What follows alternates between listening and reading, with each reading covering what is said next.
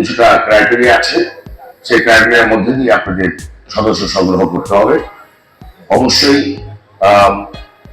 যারা স্বৈরাচারের দোষক তাদেরকে কোনোভাবেই এখানে সদস্য করা যাবে না, এবং যদি যায় তাহলে যিনি যার তত্ত্বাবধানে এই সদস্য হবে তাদেরকে মহানগরে জবাবদিহি করতে হবে এবং আমাদের দলের মধ্যে জবাবদিহি কার্যকর দাঁড়াতে হবে। কাজেই আপনারা বুঝে শুনে জেনে এই ওয়ার্ডের সভাপতি সেক্রেটারি সাংগঠনিক সম্পাদক কার্যকর সেক্রেটারি যারা আছেন তারা অবশ্যই এটা এইভাবে কাজ করবেন বলে আমি মনে করি। আমি একটু ভিন্নভাবে বলবো, আপনারা দেখেছেন এই স্বৈরাচার শেখ হাসিনা ওয়াজে এই যে তার দল আওয়ামী লীগ, সেটা হচ্ছে কাপুরুষের দল।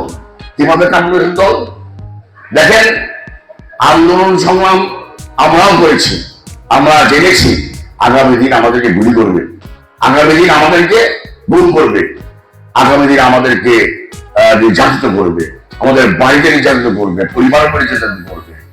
তা জেনেও আমরা আন্দোলন সংগ্রাম করেছি এবং ইনশাআল্লাহ আপনাদের মাঝে এখন আমরা উপস্থিত আছি।